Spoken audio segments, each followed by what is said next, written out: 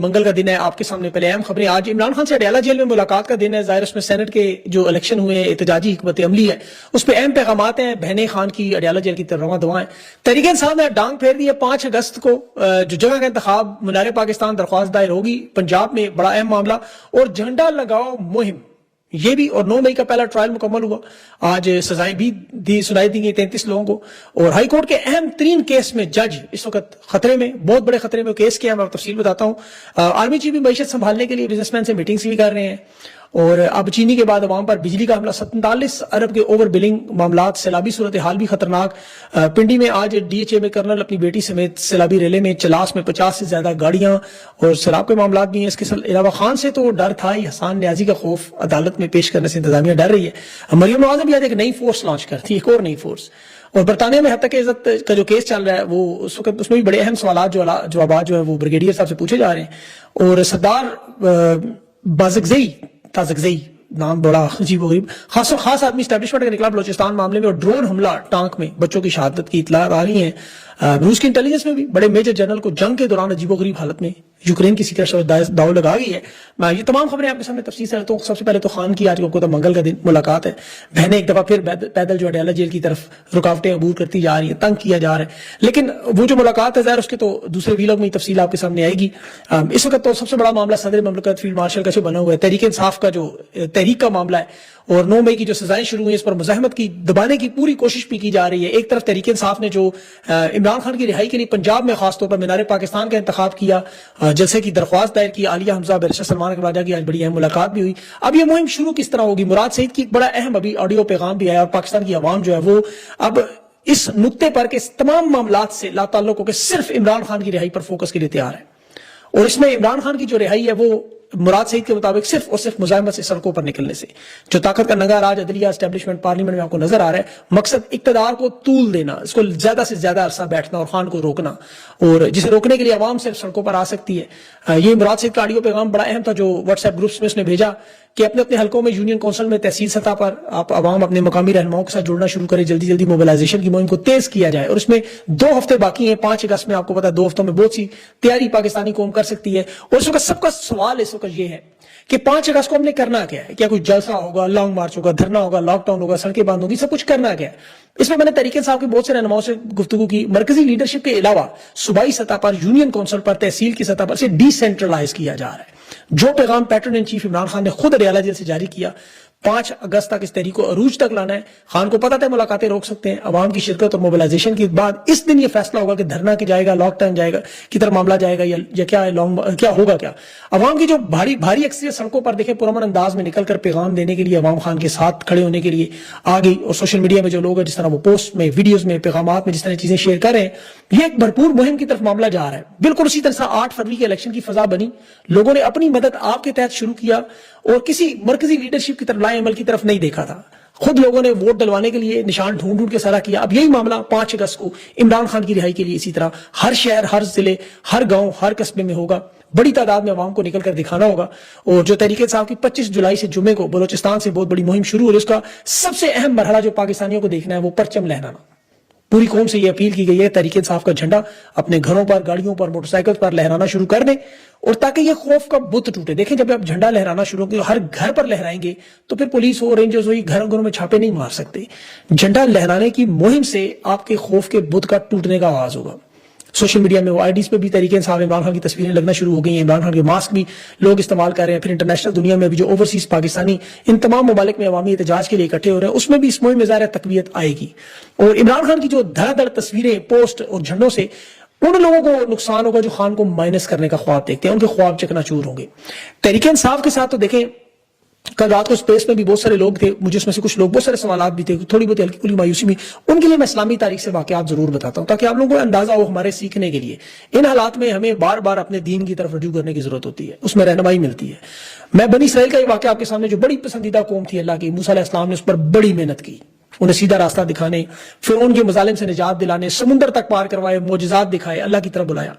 موسیٰ علیہ السلام کو جب توریت کے لیے اللہ نے کوہ طور پر 40 دن کے لیے بلایا تو یہی قوم جس پر محنت کی گئی تھی, ان کی پارٹی, ان کی جماعت, ایک جادوگر سامری کے جو سونے کا بچڑا بنا کے کہ یہ تمہارا معبود ہے, اسرائیل کے بڑے بڑے رہنما سب کچھ بھول گئے, اس کے پیچھے لگ گئے. موسیٰ علیہ السلام اللہ کو بچا کر لائے تھے اس رب سے کی مدد سے جو دریاؤں میں راستے بناتا ہے، اسے وہ بھول گئے۔ اب آپ کے سامنے دیکھیں دنیا کا کوئی بھی ایسا رہنما ہو کسی بھی تحریک میں، وہ جیل چلا جائے، اس کی کمیونیکیشن توڑ دی جائے، تو پیچھے پارٹیاں ایسے ہی کرتی ہیں جس طرح آج آپ کو نظر آ رہا ہے سیاسی سماجی تحریکوں میں دنیا میں نظر آئے۔ اب یہاں پہ سب سے اہم معاملہ آپ کا نظریہ ہے، اس کی طاقت سب سے اہم ہے۔ اگر بنی اسرائیل سامری کے بچڑے کی پوجا شروع کر سکتی ہے تو یہ جھوٹے لیڈروں کی دھوکہ بازی وقتی طور پر آپ کو پتہ ہے قیادتی خلا کی وجہ سے آتی ہے۔ یہ تحریک انصاف کی لیڈرشپ کیا چیز ہے، اس لیے مت گھبرائیں اس میں، یہ تو چلتی ہیں آپ کو اور اونچا اڑانے کے لیے، اور موجودہ لڑائی تو آپ سمجھنے کے لیے ایک جملہ سمجھیں کہ مومنوں اور منافقوں کے درمیان ہے، یہ یاد رکھیے گا۔ سینٹ میں جو وہ سب بھول جائے، اب موو آن کرے، ایک نشست سے کوئی فرق نہیں پڑتا، 2/3 اکثریت سے یقین کرے کوئی فرق نہیں پڑتا۔ ماضی میں ان سب لوگوں سے زیادہ 4 گنا زیادہ طاقت تھی، آپ کے پاس سب سے بڑی طاقت آپ کی تحریک ہے، عوام آپ کے ساتھ موجود ہے۔ ایک طرف دیکھیں ظالم بھرپور طاقت سے، تو دوسری طرف آپ کو یہ تحریک روکنے کی کوشش کریں، تو اب تو میرے خیال میں ان کے رہنماؤں کے لیے بھی ضروری ہوگا آپ کے ساتھ کھڑے ہوں، کہ تو اپنی گردنیں اس وقت پھندے کا شکار ہونے جا رہی ہیں۔ خان کی یہ تحریک چلے گی، پنجاب سمیت جو آج بڑے رہنماؤں کو 9 مئی میں سزائیں دینے جا رہے ہیں اس پر یہ خود نکلیں گے۔ سرگودا میں انسداد دہشت گردی نے 36 کے 36 9 مئی کے ملزمان کو 10-10 سال کی سزائیں سنائی ہیں، اور بڑے بڑے نام، ملک احمد خان بچر کا نام بھی اس میں شامل ہے۔ تو یہ جو لوگ خاموشی سے بیٹھے ہوئے ہیں اپنی باری کا یا تو انتظار کریں گے شیور مرغی کی طرح، یا پھر آپ کے ساتھ تحریک میں جڑنا ان کے لیے مجبوری ہوگا، کیونکہ سارے کے سارے تو اب آپ کو پتہ ہے حکومت میں نہیں آ سکتے۔ تحریک انصاف پاکستان کی وہ واحد جماعت ہے جو سب سے بڑی تحریک چلانے کی صلاحیت رکھتی ہے۔ اب دیکھیں جتنا انہوں نے خان پر ظلم کرنا تھا یہ کر چکے ہیں، جتنا جو کچھ کر سکتے تھے، اس کے علاوہ ان کے پاس اور کوئی حل نہیں ہے۔ خان کو جیل میں اب زیادہ عرصہ نہیں رکھ سکتے۔ ان کی فسطائیت اور ظلم سے اگر آپ کو کبھی خوف آئے تو آپ کبھی کبھی فلسطین کی طرف دیکھا کریں۔ چلے فلسطین تو دور ہے، اسلام آباد میں ابھی کچھ معصوم بچیاں ڈاکٹر ماہرنگ بلوچ کے لیے سخت بارش میں بیٹھی ہیں۔ ان بلوچ بچیوں کو، پاکستان کی بیٹیوں کو دیکھ کے، جو اپنے مسنگ پرسنز اور پیاروں کی تلاش میں ڈاکٹر ماہرنگ بلوچ کو ایک امید کی کرن سمجھتی ہیں، اور جو 4 مہینے سے بے گناہ قید ہے، اس کی رہائی کے لیے موجود ہے۔ آپ ان کی تعداد نہ دیکھیں، آپ ان کا ذرا جذبہ دیکھیں، اور دیکھیں دنیا میں کوئی بھی تحریک چلتی ہے، یہ ذرا بڑا غور سے سنیں پرامن انداز میں، تو اس کے لیے چند لوگ ہی کافی ہوتے ہیں۔ 2005 میں امریکہ کی جنگ میں ایک امریکی خاتون تھی سنڈی شینن، اس کا بیٹا کیسی شینن عراق کی جنگ میں مارا گیا۔ 2005 میں وہ بش کے گھر ٹیکسس کے باہر اس نے خیمہ لگا لیا، اس نے کہا میرے بیٹے کی قربانی کا مقصد بتاؤ۔ وہ وہاں اکیلی بیٹھی تھی، اس کے اکیلے احتجاج سے پورے ملک میں، بین الاقوامی دنیا میں، میڈیا میں جو توجہ ہوئی، یہ ایک ماں کی خاموش مزاحمت تھی جو عالمی سطح پر جنگ کے خلاف تحریک کا سبب بنی۔ بعد میں وہ کیلیفورنیا کا الیکشن بھی لڑی گورنر کا، پھر پیس اینڈ فریڈم پارٹی بھی اس نے بنائی۔ تو ایک گھریلو ماں اتنی بڑی تحریک شروع کر سکتی ہے، تو یہاں تو آپ بہت بڑے بڑے لیڈر ہیں۔ برطانوی پارلیمنٹ میں جیرمی کوربن اس کی بہت بڑی مثال ہے، جو اتنے بڑے رہنماؤں کی طرح دیکھیں وہ بھی، اور برائن ہا، اس کا میں پہلے بھی آپ کو بتایا، مزاحمت کی ایک علامت، ایک تنہا شخص عراق میں بچوں پر امریکی برطانوی بمباری کے خلاف احتجاج اس نے شروع کیا۔ وہ لندن کی پارلیمنٹ کے باہر ایک تختی، ایک بینر اور کچھ پوسٹر لے کے اکیلا بیٹھا تھا۔ مقصد کیا تھا کہ برطانیہ کو عراق، افغانستان اور فلسطین میں ان بچوں کے قتل عام سے روکے۔ ٹونی بلیئر کے خلاف یہ عراق جنگ میں اس نے شمولیت کا احتجاج شروع کیا تھا، پولیس نے 12 ہٹانے کی کوشش کی۔ اچھا وہاں بھی برطانیہ میں اس کے لیے ایک خاص طور پر قانون پاس کیا گیا، serious organise crime and police act, اور یہ ایک شخص کو ہٹانے کے لیے برطانیہ جیسے ملک میں ہوا، عدالت میں فیصلہ ہوا کہ نہیں، اس نے احتجاج اس قانون سے پہلے شروع کیا ہوتا تو یہ کر سکتا ہے۔ 10 سال یہ شخص 2001 سے 2011 تک بارش، سردی، گرمی، بیماری، ہر حالت میں پارلیمنٹ کے سامنے بیٹھا رہتا تھا۔ اس کا احتجاج دنیا کا ایک طویل ترین احتجاج تھا، عظیم شخص تھا، 2011 میں پھیپھڑوں کے کینسر میں فوت ہو گیا، لیکن اس کی وجہ سے دیکھیں عراق کی جنگ کا معاملہ شروع اور جنگ رکی، اسے امن کا سفیر سمجھا جاتا ہے۔ تو یہ نمبرز گیم میں آپ کے پاس تو بہت بڑا نمبر ہے، 24 کروڑ لوگ ہیں، آپ کے تو 1 2 3% لوگ بہت ہیں، ورنہ دیکھیں آپ کے ساتھ جو ہو رہا ہے، سیلاب میں کبھی بہتے نظر آئیں گے، کبھی ڈرون حملوں میں مارے جائیں گے، کبھی عدالتوں میں دربدر ہوں گے انصاف کے لیے، جو بچ جائیں گے تو مہنگائی مار دے گی، یا بچے آپ کے ڈنکیاں لگا کے یورپ کی طرف بھاگتے ہیں، موت کے سفر کی طرف جائیں گے۔ دیکھیں جو کچھ بھی نہیں کرتے نا وہ بھی مارے جاتے ہیں، قبرستان بھرے پڑے ہوئے لوگوں سے، اور جنہیں بچانا ہوتا ہے انہیں کیسے بچایا جاتا ہے آپ کے سامنے۔ ابھی DHA میں وہ ایک ریٹائر کرنل صاحب، ان کی بیٹی پانی کے سیلاب میں بہہ گئی، اللہ افسوسناک معاملہ، اللہ ان کو محفوظ رکھے۔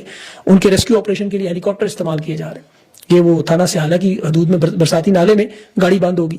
اب میری ان کے لیے بھی دعا ہے، پاکستانیوں کے لیے، سب کے لیے دعا ہے، اللہ کبھی کسی پر یہ وقت نہ لائے۔ لیکن سوات میں جس طرح آپ کبھی پنجاب میں آپ کیڑے مکوڑوں کی طرح مرتے، کو پوچھتا بھی ہے آپ کو۔ ٹانک میں آج آپ کو پتا ہے ڈرون حملے میں 2 معصوم بچوں کی سوشل میڈیا پہ کلپس لگے ہوئے ہیں، اور یہ عمران خان کو جیل میں ڈالنے کے بعد خیبر پختونخوا کی عوام پر ظلم و ستم کا دور شروع ہوا ہے۔ 25 سال سے صوبہ لہو لہان ہے، جس طرح بلوچستان ہے۔ شاید ہی کوئی گھر وہاں ایسا ہو جو آپریشن کے گولیوں کے نشان نہیں تھے، یا لوگوں کے ٹانگے بازو۔ میرے اپنے سارے دوست کہیں، اور ریاست اب کہتی ہے کہ کوارڈ کاپٹر جیسے امریکی ٹیکنالوجی دہشت گرد استعمال کر رہے ہیں، وہ تھانہ بنو ہو، مریان ہو، نروڑ ہو، وہاں پہ جنوبی وزیرستان ہو، اور دوسری طرف دہشت گرد کہتے ہیں جی فوج وادی تیرہ میں، جنوبی وزیرستان میں، ڈیرہ اسماعیل خان میں، بنو میں، یہاں یہ حملے کرتے ہیں۔ ایمنسٹی انٹرنیشنل کہتا ہے کہ شہری پاکستانی شہید ہو رہے ہیں، معصوم بچے شہید ہو رہے ہیں۔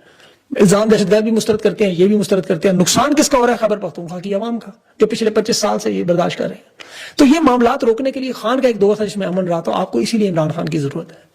عمران خان نے تو کہا خیبر پختونخوا میں FIR درج کر، لیکن وہ نہیں کرواتے. وہ 10 لاکھ 20 لاکھ خاندان کو پکڑا کے شہید ہونے والوں کو چپ کروا دیتے ہیں. اور طاقت یہ بدماشی دیکھیں. بلوچستان کے جو واقعہ آپ کے سامنے ہوا ابھی، وہ سردار شیر باز ساتکزئی نام آ گیا، اس کا نام میرے ذہن سے نکل گیا. اب دیکھیں جس طرح اس کو لایا گیا، نہ کڑی، نہ کوئی ریمانڈ، نہ کوئی دھکے، نہ کچھ. وہ سرفراز مفتی بیٹھ کے کہہ رہا ہے کہ وہ جی ازواجی تعلقات اس عورت کے اور اس مرد کے بچے تھے، 4 اس کے تھے، 6 اس کے تھے. بھئی آپ کون ہوتے ہیں مارنے والے؟ تحریک انصاف کے ساتھ آپ کو یاد ہوگا خدیجہ شاہ اور یہ جتنی بھی خواتین آتی تھی کالے کپڑے دہشت گردوں کی طرح کے منہ پر ڈال کے لاتے تھے. اور یہ سردار صاحب بھی نکلے کس کے؟ نون لیگ اسٹیبلشمنٹ کے قریب. وہ تصویر دیکھیں گی جو جاری ہوئی ہے اس وقت. اس سے پہلے سردار عبدالرحمان کھیتران کو دیکھیں، کنویں سے جو بچیوں کی ملی تلاش. تو یہ ایک نون لیگ میں ان کی وزارت ہے، یہ سارے کے سارے وہی لوگ ہیں. بلکہ جو دہشت گرد تنظیمیں ہیں وہاں، ان کے لوگ بھی MP ہیں، MNAs ہیں ان کی پارٹی میں. تو اس لیے یہاں پر آپ کو اپنے لیے اپنے حقوق کے لیے کھڑا ہونا. جیسا خرم ذیشان کھڑا ہوا، مرزا افریدی صاحب الیکشن تو جیت گئے، خرم ذیشان کو ووٹ ایک بھی نہیں ملا، لیکن وہ اکیلا اپنا نام رجسٹرڈ کروا گیا. اب دیکھیں ان عدلیہ میں 2/3 اکثریت کا آ کے 2/3 جو معاملہ چل رہا ہے، اس کی وجہ سب کو پتا ہے کہ ایک ایسا طاقتور صدر چاہیے انہیں، جس طرح مشرف، ضیاء اللہ، قیوم خان، یحییٰ خان تھے، کہ جب ٹرمپ اگر آدھے پونے گھنٹے کے لیے بھی گھر آئے تو اس کے ساتھ جو بات چیت ہو، اس کی منظوری کسی پارلیمنٹ سینٹ سے نہ کروانی پڑے اور بیچ دیں والی بات ہو. ٹرمپ کی پالیسیاں جو آپ کو بدلتی ہوئی نظر آئی، پاکستان کی طرف جھکاؤ نظر آیا، بھارت سے اس کی دوری نظر آئی، اس کی آپ کو پتہ ہے بہت بڑی واردات ہے. ماضی میں جس طرح ڈونلڈ ٹرمپ نے افغانستان سے امریکی فوج کو نکالنا تھا، اس وقت یہ مذاکرات کر رہا تھا. معاملہ سارا عمران خان نے کیا، لیکن یہ جانتا تھا جنرل باجوہ اس میں بڑا اہم ہے.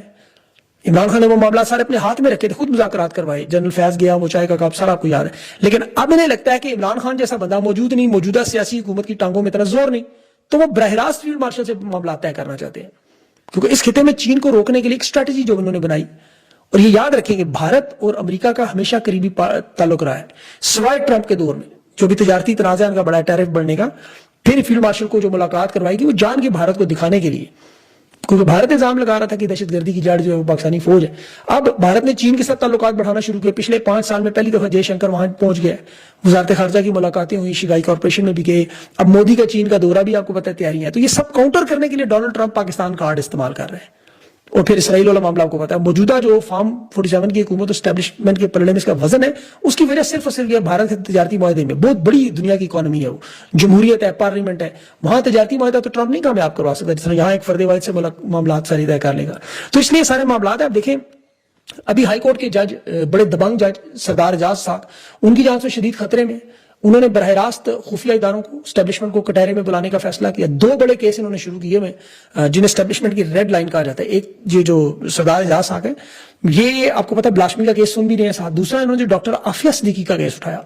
اب ڈاکٹر عافیہ صدیقی کا کیس براہ راست امریکہ کے ساتھ جڑا ہے، جس میں یہ یاد رکھیں اس سے پہلے یہ اسی کیس میں بھی انہوں نے کل شہباز شریف اور وفاقی کابینہ پر توہین عدالت کا نوٹس جاری کیا ہے. اب ڈاکٹر عافیہ کو جب یہ امریکہ کے حوالے کیا گیا تو ان پر الزام یہ تھا کہ یہ غزنی میں افغانستان سے انہیں پکڑا گیا، یہ امریکی فوج پر حملہ کاری تھی. بعد میں ساری معلومات ہیں کہ افغانستان سے تو نہیں، تو ISI کے سیل سے نکلی، اور یہ انسانی حقوق کی شدید خلاف ورزی تھی. سردار اعجاز صاحب نے معاملہ اٹھایا، اور آپ کو پتا یہ پاکستانی نژاد نیورو سائنٹسٹ ہیں، وہاں یونیورسٹیوں سے پڑھی لکھی ہیں. ان کے 3 بچے کراچی سے اٹھائے گئے تھے مشرف کے دور میں، اور انہیں 86 سال کی سزا سنائی دی گئی تھی. اب اس میں اطلاعات آ رہی کہ جو سابقہ فوجی اور انٹیلیجنس ذرائع، شہزاد اکبر صاحب نے بھی بات کی ہے، وہ ڈاکٹر عافیہ خاندان کے مطابق بھی گواہی دینے کے لیے وہ لوگ تیار ہیں.